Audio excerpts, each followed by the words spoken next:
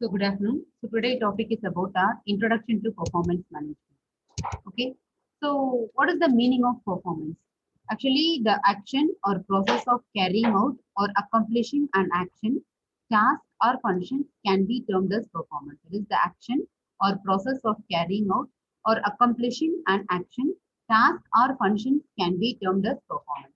So while you are defining a performance management, actually it includes the processes which is used to manage corporate performance, the methodologies that drive some of the processes, and the metrics used to measure performance against strategic and operation performance goals.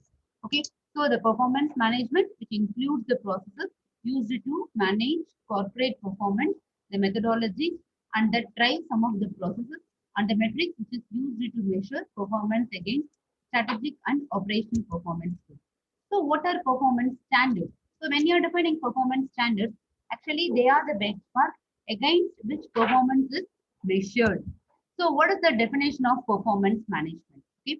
So it is defined as a continuous process of identifying, measuring, and developing the performance of individuals and teams and aligning performance with the strategic goals of the organization. So performance management focuses on the performance of an organization, a department, employee, or even the process to build a product or service or any other areas in an organization. Okay, so it is a continuous process of identifying, measuring, and developing the performance of individuals and teams and aligning performance with the strategic goals of the organization. It just focuses on the performance of an organization, a department, employee, or even the process to build a product or service or any other areas in an organization. So we are in need to know about what is the history of performance management. Actually, in the 3rd century AD, the Chinese were using performance appraisal systems for their evaluations of their employees. So industrial revolution made factory managers aware of the importance of their employees' performance on their production output on 18th century. American researchers and philosophers contributed in the areas of performance evaluation by developing ideas of management by objectives and employees' motivation. Sprague reported in 1962, that is by the early 1960s, more than 60% of American organizations had a performance appraisal system. The system's popularity stemmed from the omnibus implementation of a performance management system for its officers. So the origin of performance management can be traced in early 1960s when performance appraisal systems were in practice. So during this period, annual confidential reports was also known as employee service reports are maintained for controlling the behavior of the employees, and these reports provided substantial information on the performance of the employees. In next phase around 1980s, whatever adverse remarks were incorporated in the performance reports were communicated to the employees so that they could take corrective actions for overcoming such deficiencies. Performance appraisals, also called performance evaluations, are tools which is used to measure the effectiveness of an employee. Most organizations conduct performance appraisals once a year during an annual evaluation process. A performance management system, however, which is much more dynamic. It can use a performance evaluation tool, but also incorporates other elements into the performance management cycle. What is the purpose of performance management system? So actually it serves the strategic purpose of the organization. It will provide information for reward systems. It facilitates HR decisions. It enabling employees to learn about their performance as against original expectations. It serves as a developmental purpose.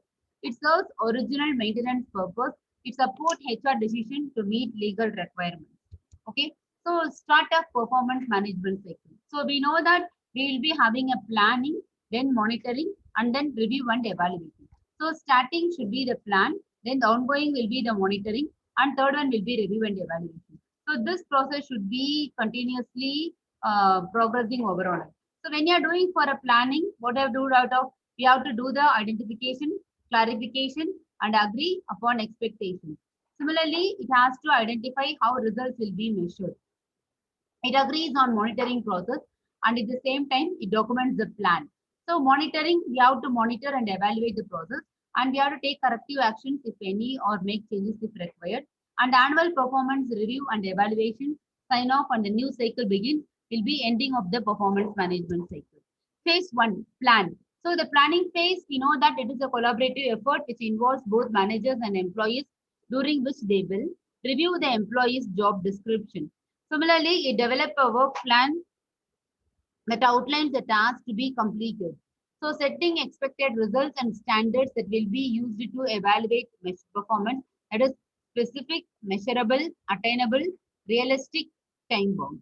Okay. So in order to identify training objectives that will help the employee grow his or her skills and the knowledge. So here we have to know that is SMART, that is SMART, specific, measurable, attainable, realistic, time bound. Okay, specific, measurable, attainable, realistic, and time bound. Okay, so phase 2, monitoring. So we have to, for effective performance management system, employee progress and performance must be continuously monitored. Assess progress towards meeting performance objective.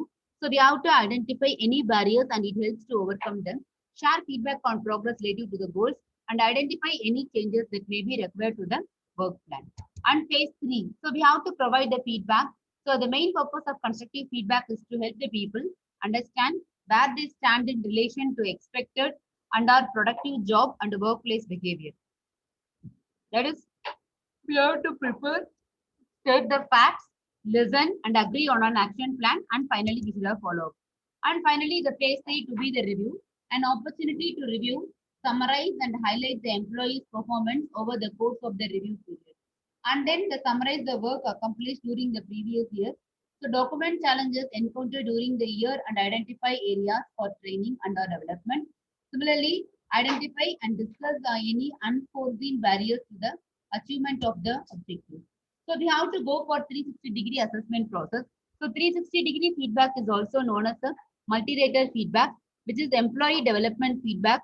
It comes from colleagues, peers, and managers in the organization, as well as self-assessment and sometimes with clients, volunteers, or other stakeholders. Senior managers are responsible for assessing the performance of the other employees, but often do not receive adequate feedback themselves. 360-degree feedback allows the individual to understand how his or her effectiveness as an employee, manager, or co-worker is viewed by others. What are all the advantages of performance management? First one to be the direct financial gain. So it grows sales. It also reduces costs in the organization. It stops project overturns. It aligns the organization directly behind the CEO goals. Decreases the time it takes to create strategy or operational changes by communicating this through a new set of goals. Second one to be the motivated workforce. So optimizes incentive plans to specific goals for overachievement. It improves employee participation. It creates transparency in achievement of goals. So high confidence in bonus payment process. Professional development programs are better and aligned directly to achieving business level goals. And third one to be the improved management control. So we should have a flexible, responsive to management needs, displays data relationships. It helps audit or comply with the legislative requirement. It simplifies communication of strategic goals planning. It provides well-documented and communicated process documentation. Problems in implementation of performance management system. It decreases performance of individuals and organizations. It shows the lack of training of the individuals and managers. It has the lack of addressing the change in the culture of the organization. Subjectivity level too high during evaluation. Performance reviews used as a stick to get back at the employee. Problems in implementation of PM system, lack of addressing the fears of employees and clarification of the whole process and advantages to the employees, lack of conformity regarding performance management in the various departments, and also it has lack of management commitment. Similarly, we have a disregarding of degrading of communication, lack of management commitment, subjectivity, lack of rewards, negative attitudes development.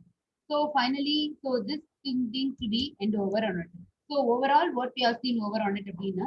So we have seen that introduction to the performance management. So what does it shows over on it? And then we'll be seeing over here what about what are all the advantages and what about the problems behind over here? Everything that we have shared. Okay, thank you.